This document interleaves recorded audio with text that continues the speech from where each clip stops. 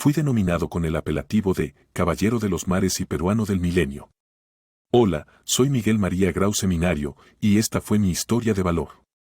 Nací en la ciudad de Piura el 27 de julio de 1834.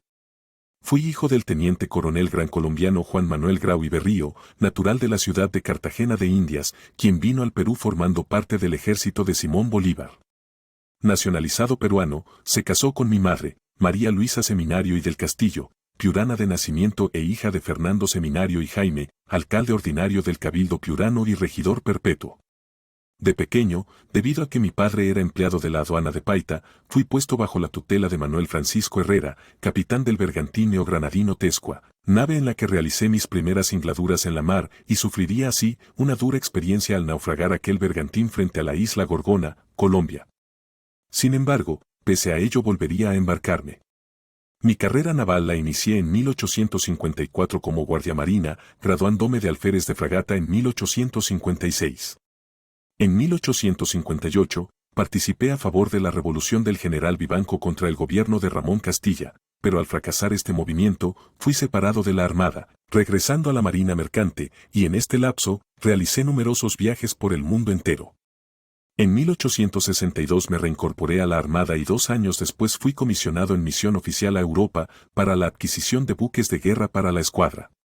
Hallándome en Francia como parte de dicha comisión, fui nombrado para hacerme cargo de la recién adquirida corbeta Unión, siendo su primer comandante. Dicha nave, junto a su gemela América, inició su viaje hacia el Perú en febrero de 1865, arribando al Callao meses después. En diciembre de aquel año, el Perú había firmado un tratado de alianza ofensiva y defensiva con Chile ante una serie de incidentes producidos a raíz de la presencia de la escuadra española en aguas del Pacífico, la que desde 1864 había capturado las Islas Chincha, y con una serie de actos hostiles amenazaba la paz continental.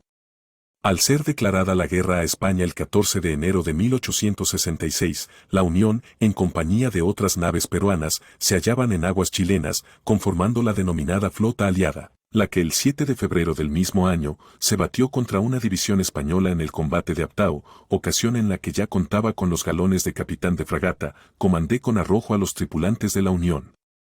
Concluido el conflicto, en 1867 me retiré con licencia del servicio activo en la Armada para contraer matrimonio el 12 de abril de aquel año, con la dama limeña Dolores Cabero Núñez, con quien tuve 10 hijos. En 1868 me reincorporé nuevamente a la Armada, siendo nombrado comandante del monitor Huáscar. Ya en 1872, a raíz del golpe de Estado de los hermanos Gutiérrez, me pronuncié en contra de esta inconstitucional actitud liderando un movimiento a favor de la estabilidad democrática y del orden constitucional. En 1876 incursioné en la política en forma activa. Fui miembro del Partido Civil y también me desempeñé como diputado por el departamento de Paita, dejando el comando del Huáscar durante 2 periodos legislativos. En 1877 fui nombrado por el presidente Prado en el cargo de comandante general de la Marina.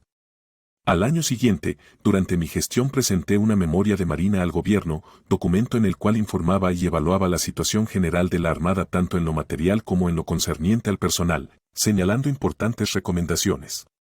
Al estallar la guerra con Chile, fui destinado nuevamente al mando del Huáscar, nave de la cual no me desligaría jamás. Yo, era consciente que Chile contaba con mejores naves en su escuadra de las que poseía el Perú. No obstante, a bordo del Huáscar con mi habilidad y pericia, supe aprovechar al máximo los recursos ofensivos del buque y la capacidad combativa de mi valerosa tripulación para pasearme frente a costas enemigas durante 6 meses como si su escuadra no existiese, amenazando las líneas de comunicaciones marítimas que sustentaban el esfuerzo bélico chileno.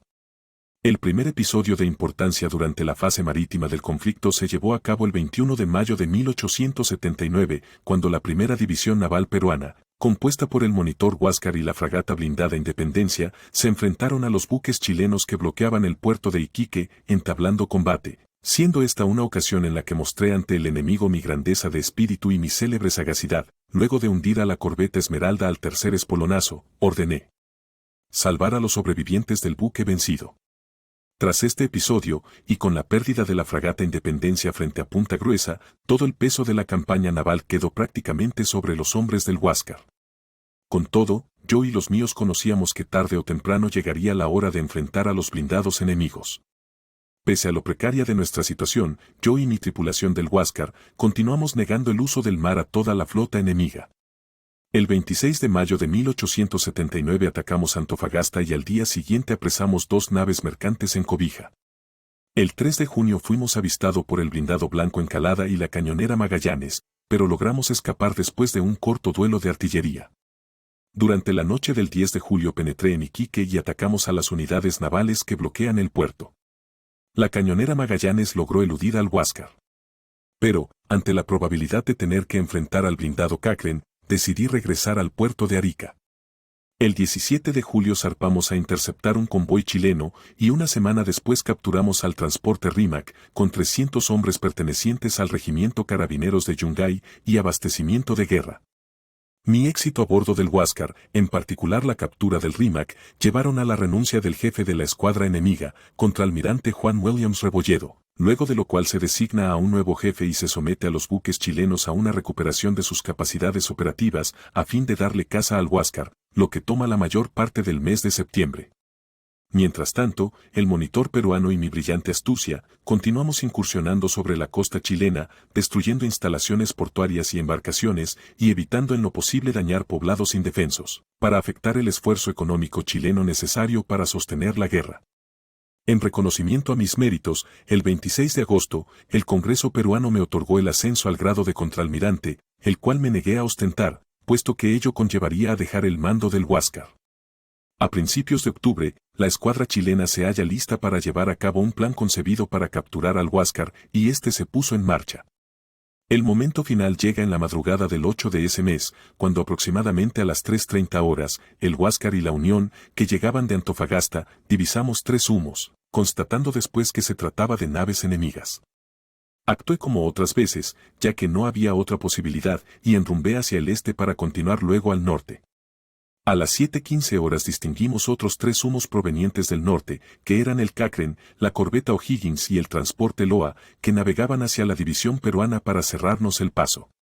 Dada la situación de encontrarnos entre 2 divisiones enemigas y en la convicción de que eludir el combate ante fuerzas tan superiores era imposible, me dispuse a cumplir con mi deber. Ordené al comandante de la Unión salvar su buque, lo que se hizo aprovechando su mayor andar. A los 20 minutos de iniciada la acción, una granada lanzada desde el Cochrane impactó en mi torre, volándome por los aires y dejando moribundo a mi teniente primero Diego Ferré, que me servía de ayudante. Se continuó el combate con singular coraje de parte de nuestros defensores del Huáscar, cuyo blindaje no tenía resistencia ante las poderosas baterías de las naves chilenas. El combate fue tenaz y sostenido, y se sucedieron en el comando de la nave peruana varios de sus oficiales que caerían muertos durante la contienda, hasta que, debido a los daños recibidos, el último comandante del Huáscar, el teniente primero Pedro Garrison, ordenó inundar el buque para evitar su captura. Sin embargo, la nave, ya incapacitada para la defensa, sin gobierno, pero con el pabellón aún a tope, sufrió el abordaje del enemigo. En este último episodio glorioso que se registraría a bordo del Huáscar, cada uno a bordo del monitor peruano cumplió con su deber. Con mi sacrificio, concluyó mi vida como uno de los más ilustres peruanos de todos los tiempos. Todos los hechos de mi vida estuvieron marcados por una conducta ejemplar, y mi grandeza no solo estriba en el comportamiento heroico que mostré en las ocasiones en las que tuve que defender a mi patria y mi inigualable pericia marinera, sino en la forma en que supe sobreponerme a las dificultades que el destino me puso en mi camino. Como dijo el historiador peruano Jorge Basadre, Miguel Grau Seminario fue un hombre comprometido con su tiempo, con su país y sus valores. Fue honesto y leal con sus principios, defendió el orden constitucional y fue enemigo de las dictaduras.